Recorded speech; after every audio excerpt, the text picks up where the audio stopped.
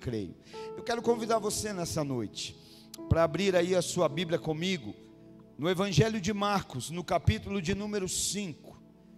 Evangelho de Marcos, capítulo de número 5, e nós vamos ler a partir do verso de número 21. Aleluia. Evangelho de Marcos, capítulo 5 e verso de número 21. Quantos amam a palavra de Deus? Aleluia, glória a Deus. Que esse amor só aumente, que a gente viva de intensidade, não de religiosidade. Que nós não vivamos uma religião vazia, mas que nós vivamos na profundidade de um relacionamento verdadeiro com Jesus. Que é esse que há evidências, é esse que há manifestações, é esse que é notória a presença de Jesus. Marcos, capítulo de número 5, a partir do verso de 21, diz assim: Tendo Jesus voltado do barco para outra margem, uma grande multidão se reunia ao seu redor, enquanto ele estava à beira do mar. Então chegou ali um dos dirigentes da sinagoga, chamado Jairo. Vendo Jesus, prostrou-se aos seus pés e lhe implorou insistentemente: Minha filhinha está morrendo. Vem, por favor, e impõe as mãos sobre ela, para que ela seja curada e que viva.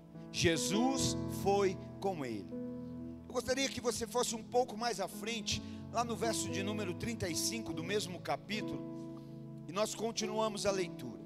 Enquanto Jesus ainda estava falando, chegaram algumas pessoas da casa de Jairo, o dirigente da sinagoga. Sua filha morreu, disseram eles. Não precisa mais incomodar o mestre. Não fazendo caso do que eles disseram, Jesus disse ao dirigente da sinagoga: Não tenha medo, somente creia. E não deixou ninguém segui-lo, senão Pedro, Tiago e João, irmão de Tiago. Quando chegaram à casa do dirigente da sinagoga, Jesus viu um alvoroço, com gente chorando e se lamentando em alta voz.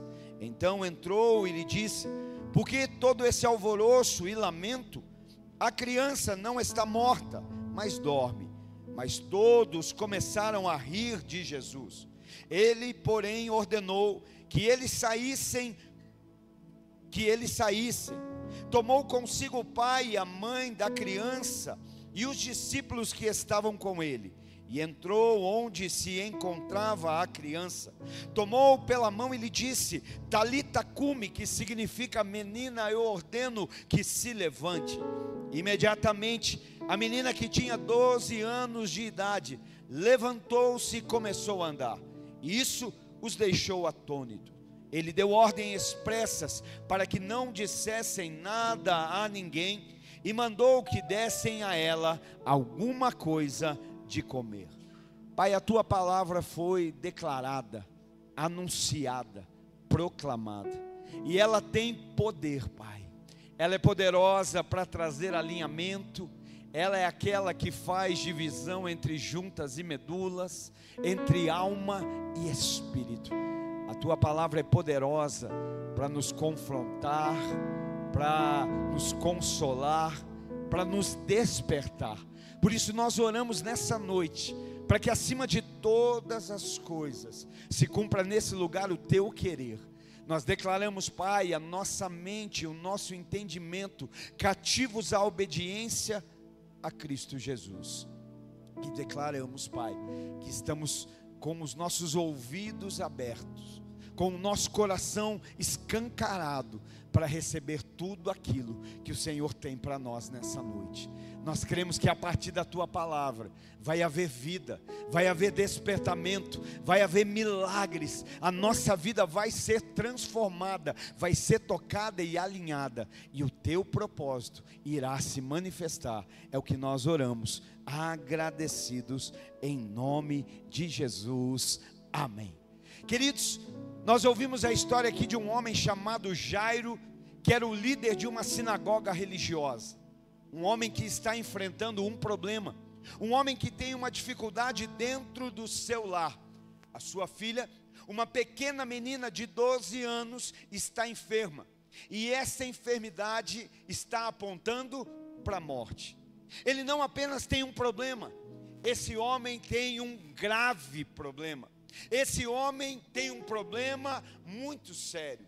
Alguém dentro da sua casa está à beira da morte. Alguém dentro do seu lar está muito perto de perder a vida. Isso é uma grande dificuldade, isso é um grande problema. Jairo tem um grande problema, mas Jairo não permite que o problema o abata.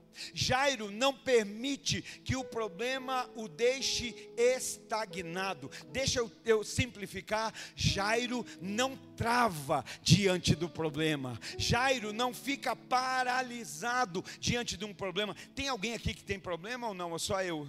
Tem alguns aqui, aleluia. O problema bateu, o problema chegou na sua casa, o problema chegou na sua família, o problema está aí. E o pior do problema é que ele não avisa, não tem aviso prévio, ele não marca agenda, ele não avisa quando vai chegar. Na verdade, normalmente ele chega quando você menos espera. É naquele momento que você diz: não, está tudo tão bem, está tudo tão bom, não tem como nada dar errado. É aquele momento em que a gente menos espera, mas ele chega.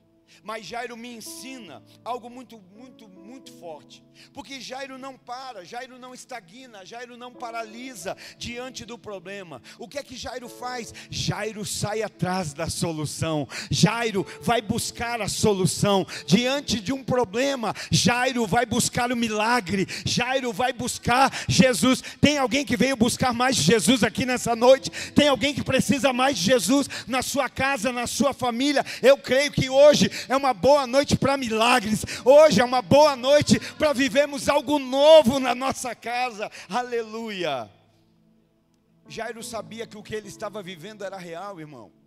Jairo sabia que aquela enfermidade era real. Jairo sabia que aquilo era uma realidade dentro do seu lar. E isso nós temos facilidade. Nós temos facilidade em compreender que o problema é real. Quem sabe é um problema no casamento, quem sabe é um problema na vida espiritual, quem sabe é um problema na vida financeira. A gente diz: olha, esse problema é real. Jairo sabia que o problema era real, mas Jairo cria que ele não era terminal. O problema é real, o problema está assim, mas eu creio que ele não termina assim. Eu creio que ele não acaba assim. Eu creio que ele não vai ser assim. Tem mudança, tem milagre, tem transformação, tem solução. Hoje o teu problema é real, mas a minha pergunta é: você tem fé para crer que ele não é terminal? Você tem fé para crer que não é o ponto final? Talvez é só uma vírgula, porque é tão lindo, aleluia, meu Deus, esse é telecel. Olha que lindo. Para que serve serve a vírgula? Para que você tome fôlego, para que você tome entonação, porque vai começar uma sentença nova. Ainda bem que alguém entendeu.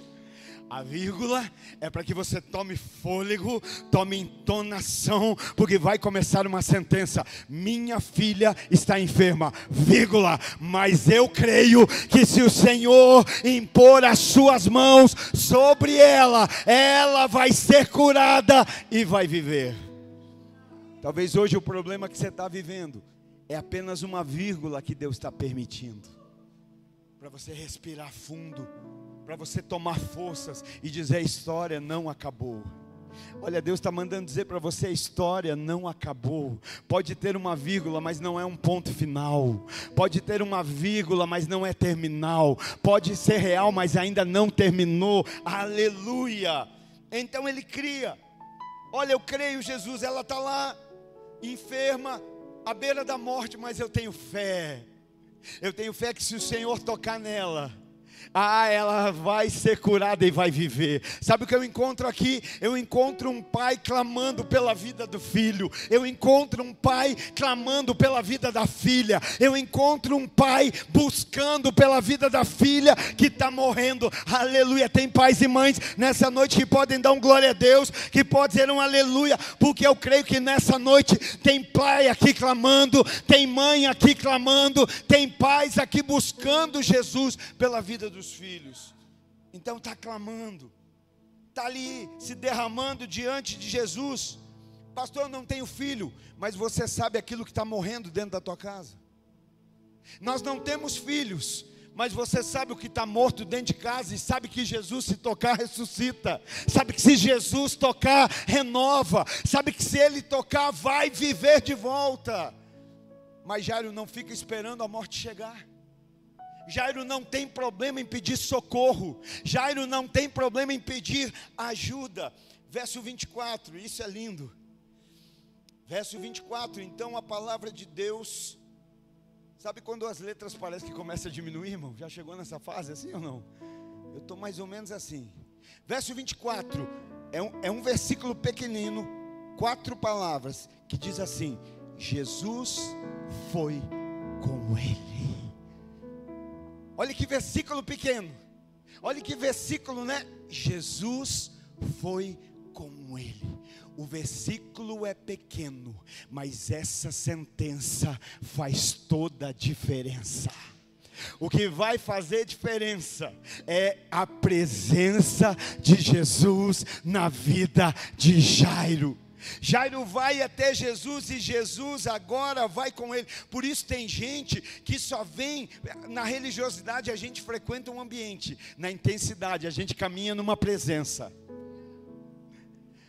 Por que às vezes a gente está tão avivado num domingo e tão derrotado na segunda? Porque a gente depende de um movimento, a gente depende de um prédio, a gente depende dos parceiros, dos amigos, dos irmãos do lado. Agora, se for a presença dele, tem culto no domingo aqui, tem segunda no teu trabalho, na tua casa, na tua família, na tua escola, na tua faculdade, porque não é acerca de um lugar, é acerca de uma presença. É dizer, Jesus foi com ele, Jesus está com ela.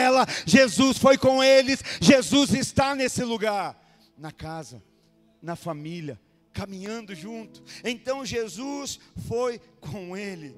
Sabe o que isso me ensina? Que Jairo não vai voltar para casa sozinho. Porque é que às vezes a gente ouve uma boa palavra, a gente escuta uma boa palavra, mas a nossa vida continua do mesmo jeito. Porque a gente ouve uma palavra, mas volta para casa sozinho. E o que muda não é o que a gente ouve, o que muda é quem está com a gente na volta. É quem está voltando junto, é quem está dizendo, eu vou entrar nessa casa, eu vou mudar essa situação, eu vou mudar essa configuração. Jairo vai voltar com Jesus. Jairo não volta para casa sozinho. Eu quero declarar sobre a sua vida em fé, que você não volta para casa sozinho. Jesus vai com você e Ele vai transformar, vai revolucionar. Aleluia, se prepara para aquilo que Ele vai fazer. Aleluia, Jairo não vai voltar sozinho, Jesus vai com ele. Você entende? Jairo chega com um problema, mas vai voltar com Jesus. Jairo chegou ali com um grande problema, mas agora está voltando com Jesus. Jairo chega ali com medo da morte, porque a filha está lá, doente, enferma, à beira da morte. Será que o sujeito não estava com medo da morte? Estava. Talvez chega preocupado. Ô, minha filha, está à beira da morte. Ele chega naquele lugar com medo da morte, mas ele vai voltar para casa com o dono da vida. Aleluia. Ele vai voltar para casa com aquele que é poderoso para dar vida. Jairo é homem. E Jairo, nesse momento, sai da casa. Eu fico imaginando a mulher de Jairo. Aonde que esse sujeito vai agora? No momento que eu mais preciso dele, no momento que a casa mais precisa, no momento que a filha mais precisa da presença dele, no momento que nós estamos mais necessitados da ajuda dele, para onde ele vai?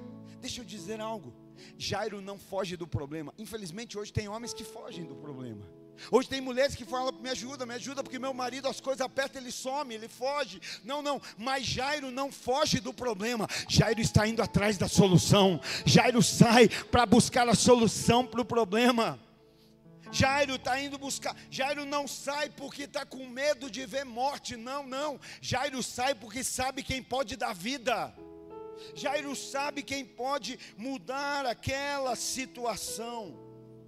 Aí nós temos ali todo um contexto. É nesse exato momento que Jesus vai com Jairo. E eles estão caminhando, então se aproxima deles uma mulher, que também estava enferma. Uma mulher que há 12 anos perdia sangue. Fluxo de sangue contínuo. Enfraquecida, considerada impura. Aleluia. Mas ela tem fé. E na fé do seu coração ela diz, se eu tocar, Então somente na orla do manto de Jesus eu serei curada. Eu estou enferma, eu estou impura, mas eu sei que se eu tocar na barra do manto dele, vai haver cura. Se eu tocar na barra do manto dele, minha situação vai ser mudada, vai ser transformada. E essa mulher arruma forças, se esgueira entre a multidão. Irmão, pensa comigo, 12 anos perdendo sangue, fraca. Às vezes a gente fala, hoje eu vim fraco para a igreja, porque só comi 2 pratos de macarrão. Hoje não comi picanha, estou meio fraco. Mas aquela mulher está perdendo sangue continuamente, ela arruma força. E a força que ela arruma é para se aproximar de Jesus. E ela vai se esgueirando em meio à multidão, até que ela chega na borda do manto de Jesus, e ela toca no manto. E quando ela toca, estou curado. Ela vira e tá saindo já. O que eu vim para receber, eu recebi. Eu toquei, estou voltando diferente. É nesse exato momento que Jesus para e diz, gente, para a comitiva, para a caminhada, para tudo. Por quê? O que é que aconteceu, Jesus? Alguém me tocou. Os discípulos vão dizer, como assim, mestre?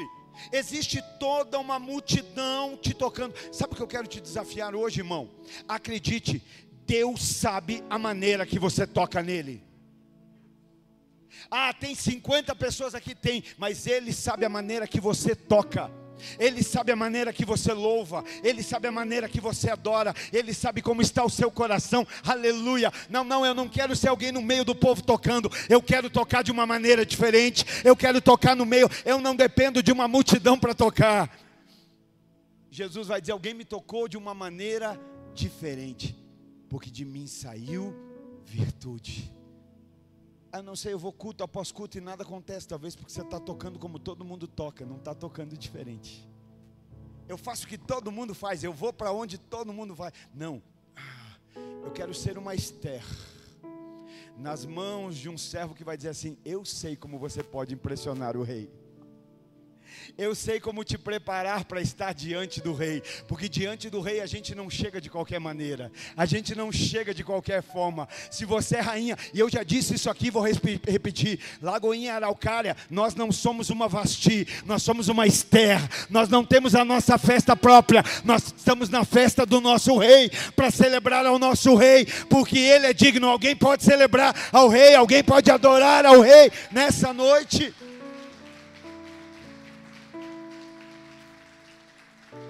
Alguém me tocou diferente, porque de mim saiu virtude, de mim saiu poder. Essa mulher entende, não vai dar para sair sem ser percebida. Senhor, fui eu que te toquei. Mulher, vai em paz, a tua fé te salvou. Sabe o que eu acho lindo? Uma mulher enfraquecida, enferma, uma mulher que era considerada impura, mas que ao tocar em Jesus foi curada. Ao tocar em Jesus foi purificada. E é nesse momento que Jairo está ali acompanhando tudo isso. Jairo está ali ao lado acompanhando todas essas coisas. Sabe, tem gente que tem dificuldade com o tempo de Deus, tem gente que tem dificuldade com a forma de Deus, tem gente que tem dificuldade com a maneira de Deus. Nós dizemos que Ele é Deus, mas nós queremos ditar o tempo. Nós dizemos que Ele é Deus, mas nós queremos ditar a forma. Dizemos que Ele é Deus, mas nós queremos dizer a maneira como tudo acontece. Não, querido, se Ele é Deus, o tempo é dEle, a forma é dEle, a maneira é dEle, é do jeito dEle. Por que eu estou dizendo isso? Porque Jairo não está ali do lado apressando e dizendo, vamos Jesus, eu acho que você não entendeu que o meu problema é sério. Vamos Jesus, eu acho que você não entendeu que o meu problema é grave. Eu acho que você não entendeu que minha filha vai morrer. Eu acho que você não entendeu o que está acontecendo. Não, Jairo está confiando, Jairo está crendo no tempo de Deus, porque a gente não se atrasa quando a gente espera Jesus, a gente se atrasa quando a gente volta para casa sem Ele. Perda de tempo não é, estou perdendo tempo, minha filha vai morrer. Não, se você está esperando o agir de Jesus, deixa eu dizer, não está perdendo tempo não. A gente perde tempo quando a gente age fora do tempo dEle. Voltar para casa sem Jesus é que não mudava nada. Voltar para casa sem a presença dele é que não traria vida. Mas Jairo está ali, está esperando, está confiando. E é nesse momento, querido, verso 35, enquanto Jesus ainda estava falando, chegaram algumas pessoas da casa de Jairo, o dirigente da sinagoga. Sua filha morreu, disseram eles, não precisa mais incomodar o mestre. Não sei se você percebe, mas eu vejo muita fé em Jairo. Fé para ir buscar, fé para se prostrar, fé para suplicar, porque a Bíblia diz que ele insistiu com Jesus. Fé para esperar, mesmo enquanto Jesus está curando essa mulher, está ali do lado. Mas de repente chegam alguns da onde? Da casa dele. Chegam alguns da onde? Da intimidade dele. Chegam alguns da onde? Do relacionamento dele, está entendendo? Quem chega agora não é estranho. Quem chega agora não é desconhecido. Quem chega agora é quem frequenta a casa de Jairo. Quem chega agora é quem tem acesso ao coração de Jairo. Quem chega agora é quem é íntimo do Jairo. E agora eles chegam para dizer assim: Jairo, não incomoda mais o mestre, porque a tua filha morreu. Sabe quem são esses? Aqueles que fazem questão de carregar más notícias, mesmo sabendo que a gente não vive por aquilo que vê, mesmo sabendo que a gente vive por aquilo que crê. Fé não é o que a gente está vendo, fé é o que a gente está crendo.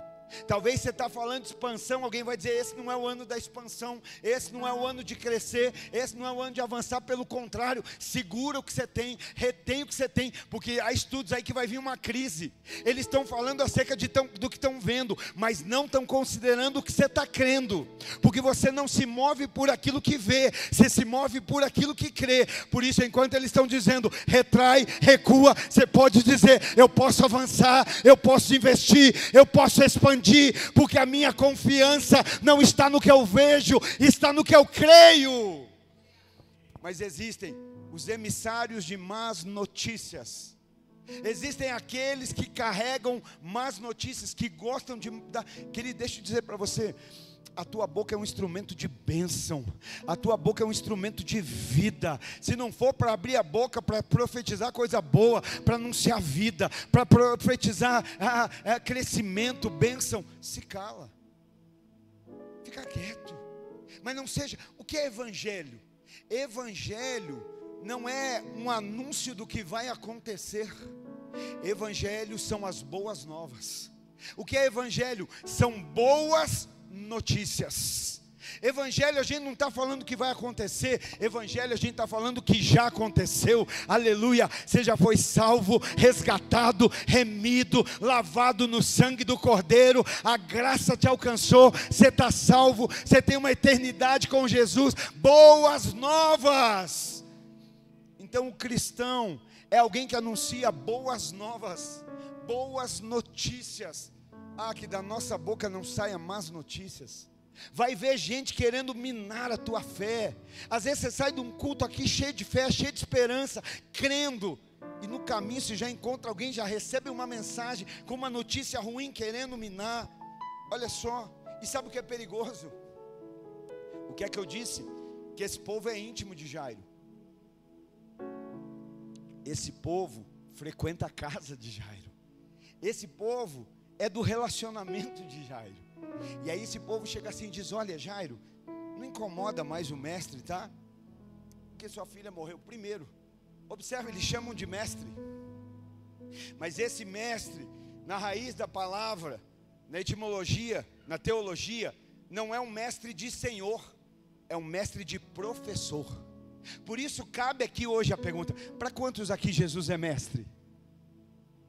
Agora você precisa se perguntar: será que ele é mestre como professor ou mestre como senhor? A diferença há, porque um professor me ensina e eu escolho se obedeço ou não. Agora um senhor é só a vontade dele. Tem muita gente aprendendo com o mestre, mas pouca gente obedecendo ao Senhor. Muita gente fazendo Jesus de um professor. Eu sei tudo. Quer falar comigo de Bíblia? Eu falo. Quer falar de não sei o quê? Não, a questão não é o quanto você fala da Bíblia, a questão é o quanto você vive dela. A questão não é o quanto eu conheço da palavra. O A questão é quantos estão conhecendo da palavra através da vida que você vive. Uma coisa é conhecerem através do que eu falo, outra coisa é conhecerem através daquilo que a gente vive. Eu não sei, me ajuda aí, mas a Bíblia não fala. Deus não está procurando pregadores, Deus está procurando filhos. A criação aguarda ansiosamente a manifestação dos filhos de Deus. É manifestar uma vida. Esse povo chama Jesus de mestre, mas não porque ele é Senhor, porque ele é professor. Ele está ensinando muitas coisas, nós estamos aprendendo, mas ser Senhor é bem diferente. E olha o que me chama a atenção aqui, é que esse povo chega para Jairo e diz assim: Jairo, não incomoda mais o mestre. Você entendeu o que eles estão dizendo? Eles estão dizendo assim: Jairo, o que você está fazendo é incômodo. Jairo, sabe o que você está fazendo? Incomodando Jesus. Tem gente que às vezes fala: não vou nem orar para não incomodar Deus. Deus deve estar tão ocupado que esse problema para eu apresentar para Ele, não vou nem incomodar. Deixa eu dizer algo: aquilo que eles estão chamando de incômodo, eu prefiro chamar de fé. Aquilo que eles estão chamando de incômodo, eu prefiro chamar de esperança. Eu prefiro chamar de dependência. Eu prefiro chamar de acreditar. E vou dizer mais: logo vai mudar de nome. Não vai ser fé, não vai ser esperança, não vai ser dependência, vai se chamar milagre. Jairo, não incomoda. Não estou incomodando, estou exercendo fé. Não estou incomodando, estou andando em esperança. Não estou incomodando, estou dependendo. Não estou incomodando, estou acreditando. Tem alguém que acredita aqui que Jesus é poderoso para fazer, para mudar, para restaurar? Então não é incômodo. Não pare de clamar, não pare de acreditar. A notícia vem, sabe o que eles estão dizendo? Jairo, já é tarde, ela já morreu. Jairo, já é tarde, já não há mais o que fazer. Tem gente que fala para você: já não vale mais a pena lutar por esse casamento. Tem gente que fala para você: já não vale mais a pena lutar por essa vida. Não vale mais a pena lutar por esses filhos. Não vale mais a pena. Pode ser tarde para eles, mas não para Jairo. Pode ser o final para eles, mas não para Jairo. Eu acredito que Jairo está olhando para Jesus e pensando assim: ele nem começou. Ele nem começou a atuar, ele nem começou a operar, então não pode ser tarde. Verso 36, aleluia. Não fazendo caso do que eles disseram, Jesus disse ao dirigente da sinagoga: não tenha medo, somente creia. Jesus nem considerou a palavra deles. Está entendendo? Jesus, eu não vou nem, fala com a minha mão, não vou nem considerar o que você está falando, não vou nem dar importância. A minha pergunta é: por que a gente ainda fica se importando com aquilo que Jesus não se importa? Por que a gente ainda traz para o coração uma palavra que Jesus nem deu crédito? Eles estão falando: morreu, não incomoda o mestre, mas Jesus nem sequer dá bola. Trazendo para a minha versão aqui, Jesus nem ligou para o que eles falaram. O problema é que a gente quer viver milagre, a gente quer viver maravilha, mas continua dando ouvido para quem é incrédulo. A gente continua. O que é incrédulo, irmão? Num português bem raiz, incrédulo é alguém que não crê. Aí você quer viver milagre, você quer que a tua família prove de milagre, você quer milagre na vida dos teus filhos, quer milagre na tua vida espiritual, mas você fica ouvindo quem não crê, quem é incrédulo, quem está dizendo: já morreu, já acabou, não incomoda, não vale a pena, já é o fim, não dá mais tempo. Sabe qual é o problema de quem é incrédulo? Quem é incrédulo é insensível. Quem é incrédulo não sente. E aí você quer viver milagre, dando ouvido para incrédulo, dando ouvido para quem não crê, dando ouvido para quem não sente. Irmão, para de dar lugar no teu coração para gente fria. Para de dar lugar nos teus ouvidos para gente que não crê. Incrédulo não obedece. Irmão, tem um livro que eu li uma vez que se chama O Cristão Ateu. Aí você fala assim: não tem como pode? Cristão não pode ser ateu. Infelizmente hoje existe uma geração de cristãos que dizem crer que Deus existe, mas que vivem como se Ele não existisse. Eu vou repetir: existe uma geração de cristãos que com as suas palavras dizem que Deus existe, mas que com a sua vida manifestam como se ele não existisse. Proclamam, declamam o cristianismo, mas a sua vida parece mais um ateísmo. Está entendendo? Agora era a hora do é forte. É forte. Sabe, é gente aqui que não crê, é gente que é insensível, o incrédulo não obedece, o incrédulo não sente, o incrédulo não se importa, o incrédulo só olha para o natural, está morto.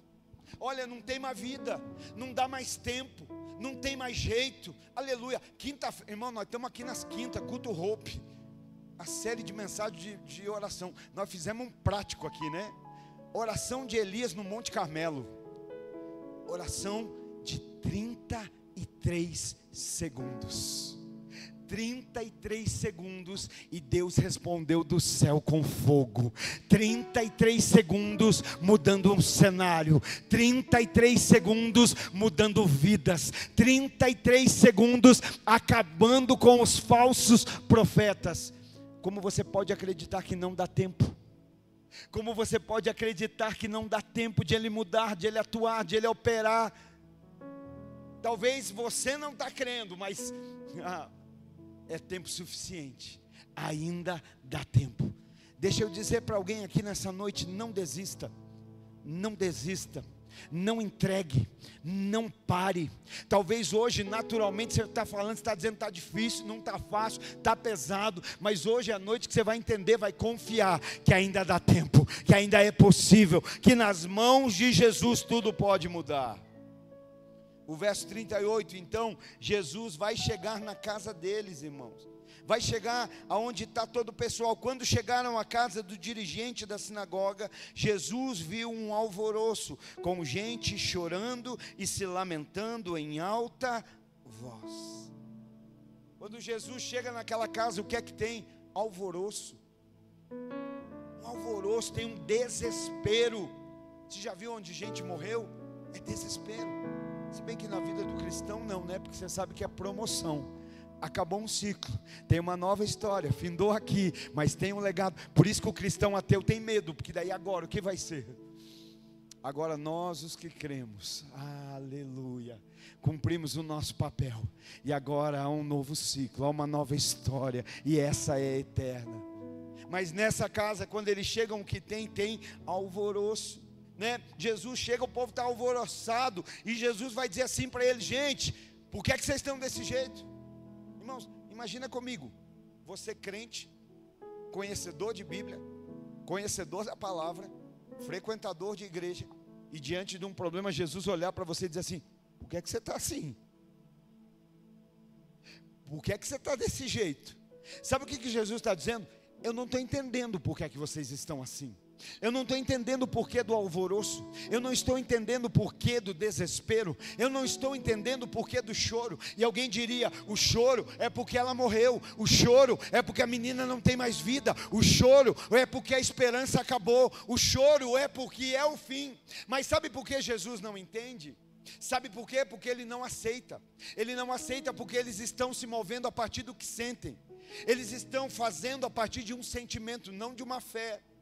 Quantas vezes a gente não é levado por um sentimento de querer desesperar diante de uma situação? Amanhã é segunda-feira, os boletos estão vencendo, você fala: Jesus, o que é que vai ser? Aí eu vou largar a mão de tudo. É aquele dia que dá vontade de sumir. Não, você está dizendo: eu sei em quem eu estou crendo, eu sei em quem eu tenho crido. É aquele momento que você olha para a família e talvez não está do jeito que deveria estar, mas você crê que Deus continua operando, e você vai dizer: uma hora vai estar em conformidade com a vontade de Jesus. Então, o que Ele está dizendo é que aquilo que eles estão fazendo é a partir daquilo que eles acham. Aquilo que eles estão sentindo é a partir daquilo que eles sentem, daquilo que eles veem. O que eles fazem é a partir do sentimento que tem, sentimento de morte. Mas Jesus está lhe dizendo: eu não sei porque vocês estão fazendo isso, porque isso aí não é a verdade, isso aí não é a realidade. Lembra que eu disse no início? Pode ser uma realidade, mas não é terminal. Pode ser uma verdade, pode ser real, mas não é terminal. Esse não é o fim. Então Jesus está questionando, né? Jesus vai questionar: olha, por quê? Por que dessa agonia? Por que desse desespero? Sabe, talvez tem gente dizendo: teu filho morreu, tua filha morreu, se esfriou, se desviou, se afastou. Talvez tem gente olhando para você e dizendo: teu casamento acabou, não tem mais jeito.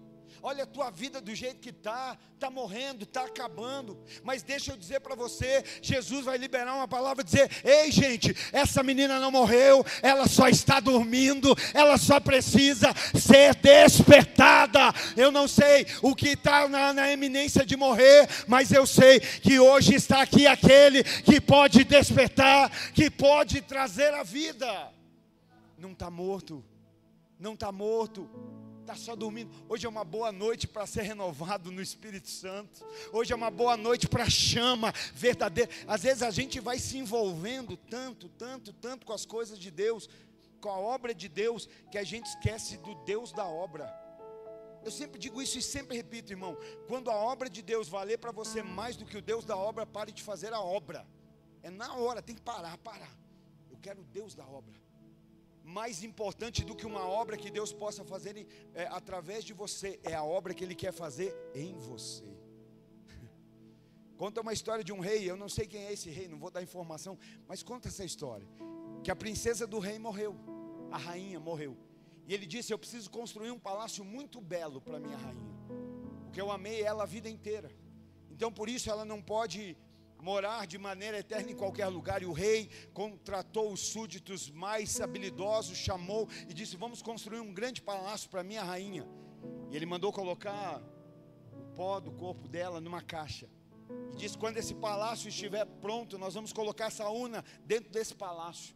E a obra começou, e o palácio foi crescendo, uma grande obra, cheia de indumentárias, cheia de beleza, muito investimento, muito gasto. E alguém falava: rei, aonde eu ponho essa caixa? Não, essa é a urna da minha amada, põe aqui. De repente precisava mexer lá, e alguém falava: e agora, onde eu ponho? Põe ali, põe aqui, põe aqui. De repente, diante de tanta beleza, foram se envolvendo tanto com o palácio, tanto com a beleza da obra, que alguém disse: rei, o que é que eu faço com essa caixinha aqui? Aí ele disse: nem sei o que é, dá um fim nela. Muitas vezes é assim que a gente caminha na obra de Deus. Eu começo a fazer, a liderar, a tocar, a receber, a ministrar, a servir, e eu me esqueço o porquê eu estou fazendo. Eu me esqueço que o porquê é mais importante do que o fazer. Quando o porquê se perde, irmão, é hora de parar, é hora de rever. Quando eu quero fazer mais do meu jeito do que do jeito dele, é um momento que eu estou mais envolvido com a obra dele do que permitindo que ele faça a obra em mim. Por isso a gente precisa pensar. Jairo era um líder religioso que está com a morte dentro de casa. Hoje tem gente que talvez fala assim: não, eu não posso pedir socorro nessa área, porque eu tenho uma posição. Eu não posso pedir socorro, porque como é que as pessoas vão me ver? O que as pessoas vão pensar se um casal nota 20 como nós... tinha um seriado antigo, né, que era o casal, é só da minha época, você é mais nova, né? O que é que vão pensar se descobrir que um casal desse tem problema, tem dificuldade, tem limitação, tem problema financeiro, tem luta, tem... Irmão, tem alguém aqui olhando de cima que sabe todas as coisas. Quando você continua encobrindo aquilo que ele já viu, você está dizendo: para mim é mais importante o que as pessoas dizem do que aquilo que ele sabe. Então, se ele sabe, eu não estou nem aí para o que vão dizer. Eu quero é ser curado, eu quero é ser tocado, eu quero é ser transformado. Jairo não tem problema para sair e expor o seu problema. Jairo não tem dificuldade. Então se prepara, porque quando Jesus operar, Ele vai tocar, e aquilo que estava dormindo vai ficar de pé, aquilo que estava caído vai ser levantado, aquilo que estava parado vai voltar a... Qual é o nosso papel? O papel é, depois do milagre, alimentar o milagre que Ele gerou. Quem aqui tem família? Dá um glória a Deus. A tua família é um milagre de Deus. Quem aqui é casado? Dá 2 glória a Deus. O teu casamento é um milagre de Deus. Quem aqui tem filho? Diz um aleluia. Os teus filhos são milagre de Deus. E o que é que eu faço? Alimente-os. Jesus vai dizer: ela vai ficar de pé, mas agora quem tem que dar de comer é vocês. Eu fiz o milagre, agora quem vai dar de comer, quem vai alimentar é vocês. Então, entenda isso. Olha o que Jairo vai fazer: tocar a menina trazer a menina à vida, despertar a menina, só Jesus pode. Mas buscar Jesus, se prostrar diante dele e convidá-lo para entrar em casa, só Jairo. Jairo está buscando por uma filha, e sabe que eu fico triste? Que tem pai que busca emprego para o filho, tem pai que busca namorada para a filha, mas não busca Jesus por eles.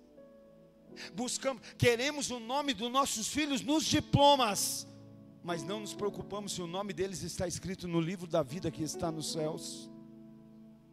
Queremos que eles sejam sustentados, nos preocupamos com o futuro do nosso filho, mas não nos encarregamos com a eternidade deles. Estamos aqui preocupados com a carreira, com o que eles vão viver no futuro, mas não estamos envolvidos com o que eles vão viver na eternidade. Qual vai ser a eternidade? Esse homem busca, esse homem clama, esse homem insiste, esse homem espera Jesus, e ele volta com Jesus. Verso 40, então rindo de Jesus, olha a casa do Jairo, que maravilha, olha o GC do Jairo, que benção. Jairo não incomoda, Jairo é o fim. GC são os nossos grupos de comunhão, tá bem, irmão? Acontece nos lares, nas casas, nós nos reunimos para compartilhar da palavra. Essa semana tem multiplicação de GC, mais um GC na cidade de Araucária. Olha o GC do sujeito, não incomoda, mestre, professor, meu Deus. Quando Jesus chega e declara a palavra, o que eles fazem? Eles riem. Você está entendendo? Eu não sei se você entendeu o que é o lar, o que é a casa. O teu lar é um cofre onde está guardado a maior riqueza que você possui. O nosso lar é um cofre onde está guardado a maior riqueza que nós possuímos. Qual é o nome dessa riqueza, pastor? Se chama família. Por isso, não deixa qualquer um acessar lá não. Não abre a porta da tua casa, a porta do teu coração, a porta dos teus ouvidos para qualquer um, não. Não, tem que guardar, tem que proteger, tem que blindar. É minha riqueza, é meu tesouro, é aquilo que eu tenho de mais importante. Mas Jairo tem gente dentro da casa dele que ri da palavra de Jesus. Jairo tem na sua comunhão, no seu relacionamento, gente que zomba daquilo que Jesus está falando.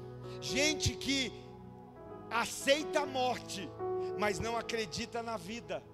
Gente que aceita o terminal de uma doença, mas gente que não acredita no milagre da cura. Jesus está chegando e está dizendo: gente, não chora porque ela está dormindo, mas ela vai despertar. Eles começam a rir, irmão. Olha só que povo é esse. Estava chorando em um instante, começa a rir no outro. Meu Deus. Tem gente que aceita a tua derrota, mas não consegue acreditar no milagre que Jesus vai realizar. Tem gente que até chora com você os teus problemas. Irmão, gente para chorar problema com a gente não é difícil. Sabe por quê?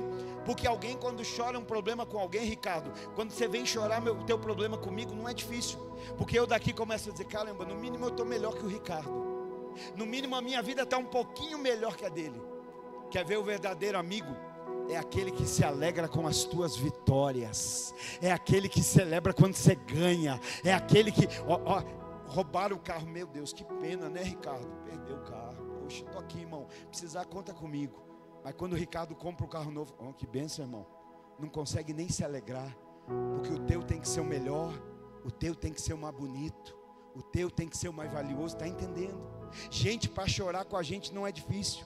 Difícil é a gente para dizer: que bênção, meus irmãos, está abençoando, que Deus abençoe mais, que bênção que teus filhos estão caminhando, que bênção que tua casa está abençoada, olha que bênção que teu GC está crescendo, que bênção que teu casamento está abençoado, que bênção que tua família está prosperando, que bênção que está sendo curado. Alguém tem algum motivo para agradecer a Deus? Alguém recebeu uma bênção, alguém prova de bênção, alguém prova de milagre, alguém pode celebrar, alguém pode adorar, alguém pode bendizer ao Senhor, porque Ele é bom, Ele é bom, Ele é bom, em todo o tempo Ele é bom. Indo para o final, verso 41. Então Jesus a tomou pela mão. Olha só, Jairo, irmão, eu tenho fé para dizer, eu tenho tenho fé, sou aleluiado. Então eu tenho fé para dizer. Você pode ter vindo para cá com uma expectativa, mas aquilo que Jesus vai operar vai além daquilo que você esperava. Você pode ter vindo para cá com uma intenção no teu coração daquilo que você acha que precisa, mas aquilo que Jesus vai fazer vai além daquilo que você esperava. Jairo sai de casa como? Vai até Jesus para dizer assim: Jesus, minha filha está morrendo, mas eu sei que se o Senhor for lá e impor as suas mãos sobre, ela vai ser curada. O que Jairo está dizendo? Jesus, vamos lá em casa e põe as tuas mãos sobre a minha filha. Mas o que o texto diz? Que Jesus, tomando a menina pela mão, Jairo falou assim: vai lá e toca. Jesus falou: não, o que eu tenho é mais. Jairo falou: impõe as mãos e ela é curada. Jairo falou: não, eu não quero só curar, eu quero levantar, sustentar, manter. É isso que Deus, é isso que Jesus deseja fazer na nossa vida, na nossa casa, na nossa filha. Não peça nos nossos filhos, não peça apenas para Ele tocar, não, porque Ele não quer só tocar, Ele quer sustentar, Ele quer manter de pé, Ele quer ser a mão que guia, Ele quer ser a mão que conduz. Sabe por que muitas vezes nós não provamos de milagre na nossa vida? Sabe por que muitas vezes nós não provamos de milagre na nossa família? Porque nós só queremos isso, que Jesus toque e saia. Toca Jesus para abençoar. Não, Ele não quer só tocar, Ele quer tomar pela mão e dizer: agora quem conduz sou eu. Agora quem guia sou eu. Talvez eles estão andando por caminhos que Ele não quis, você aprova, mas Ele não. Mas hoje Ele está dizendo: não peça só para eu impor as mãos sobre, me deixe tomá-los pela mão, me deixe pegá-los pela mão, me deixe guiá-los pelo caminho que eu tenho. Quem aqui acredita que o caminho que Jesus tem é melhor? Quem aqui acredita que os caminhos que Jesus tem? Talvez eu precise lembrar. Existe uma geração que esquece dos votos que fazem. Eu não me esqueço. Mateus não está aqui agora, já estava no culto de manhã. Nosso filho mais velho, 20 anos, Rebeca 15, Emanuel 17. Mas há 27, há 16 e há 7 anos, nós pegamos eles e dissemos: Senhor, que seja a tua vontade, não a nossa. Que sejam os teus planos, não o nosso. Só que eles vão crescendo e a gente vai esquecendo dos votos. Eles vão, não, é do meu jeito, é da minha forma. Opa, hoje o Espírito Santo está te fazendo lembrar. Um dia você fez um voto, dizendo: Senhor, sabe por que eu estou consagrando a Ele? Porque eu sei que Ele não é meu, Ele é uma herança. Ele veio do Senhor e um dia vai voltar para o Senhor. Por isso não é do meu jeito, é do teu jeito. Naquele dia eu falei: Senhor, toma pela mão, aleluia. E hoje eu estou dizendo: não larga mais, renova hoje, porque Ele tem poder para mudar. Pastor, mas está tudo bem com meu filho, está tudo bem com a minha filha, tem certeza? Não sai do quarto. Não sair do quarto não é sinal que está tudo bem. Hoje, com o celular na mão, o mundo todo pode estar dentro de um quarto. Minha filha tem 16 anos e falo isso sem medo. Procura as redes sociais dela para ver se você acha. Ela não tem, porque ela não tem idade legal segundo as plataformas de rede social. E ela tem pais que preservam a vida dela. Estão guardando. Porque um dia eu falei: Senhor, é do teu jeito. E Ele disse: ela não precisa estar nesse lugar. É do teu jeito. Amanhã ela vai estar aqui na oração. E o Emanuel fala: pai, não deixa de me acordar para ir para a oração. Está entendendo? Se é Ele que está conduzindo, é do jeito dele. Então Ele toma pela mão. Jesus não apenas tocou, mas tomou pela mão. Sabe o que isso significa? Que o milagre que vai acontecer não é só porque Jesus tocou, mas é porque Ele está sustentando. Porque algumas coisas se levantam no dia e caem no outro. Já viu? Casamento que se levanta num dia e no outro cai. Filhos que se levantam num dia e o outro cai. Ministérios que se levantam num dia e no outro cai. Por que isso acontece? Por que isso acontece? Eu falei, tem um irmão ali, eu falei, Jesus, receba, irmão, seja abençoado em nome de Jesus. Glória a Deus, tem um irmão assistindo ali o culto. Por que isso acontece? Porque a gente fala, Jesus toca, mas a gente não deixa que Ele sustente. E o que Ele não sustenta, pode até ter sido milagre ontem, mas vai cair amanhã. O milagre não é apenas ser colocado de pé, o milagre é ser sustentado todo dia. Quem aqui antes andava em trevas? Quem aqui antes era escravo do pecado? Quem aqui antes tinha uma vida de vícios, uma vida de pornografia, imoralidade, de várias promiscuidades, mas a graça nos alcançou. Antes nós éramos dessa forma, hoje somos um milagre, mas não é um milagre apenas porque Ele tocou, é um milagre porque todos os dias Ele tem sustentado. Tem alguém aqui que Jesus tem sustentado a tua vida? Aleluia! Então, depois de tomar pela mão, Jesus vai dar uma ordem. Jesus toma pela mão e agora diz: Talita cumi, que significa: menina, eu te ordeno, levante-se. Por que Jesus só fala depois de tomar pela mão? Porque Ele só pode declarar depois de ter o controle. Senhor, por que o Senhor não vai lá e não fala no ouvido do meu filho?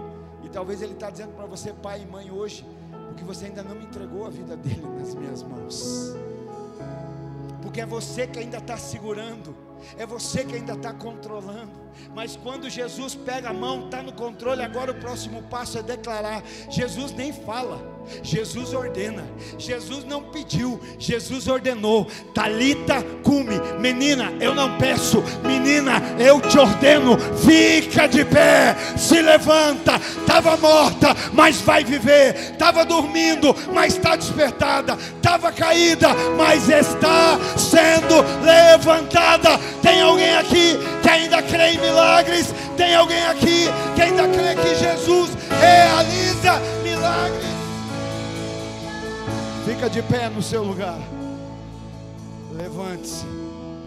E a Bíblia diz que imediatamente, não foi na hora seguinte, não foi no momento seguinte, não foi no dia seguinte, foi imediatamente. Porque aonde é Senhor, aonde Jesus é Senhor, aonde Jesus é Senhor, Ele fala e as coisas acontecem. Aonde Ele é Senhor, o que estava dormindo é despertado. Aonde Ele é Senhor, o que estava morto vai ser ressuscitado. Aonde Ele é Senhor, o que estava parado vai voltar a andar. E ela começou a andar, porque esse é o propósito do milagre, você voltar a andar, voltar a caminhar, agora a partir da palavra, a partir da direção, a partir do milagre de Jesus. Não estava morta? Estava morta, mas agora havia vida.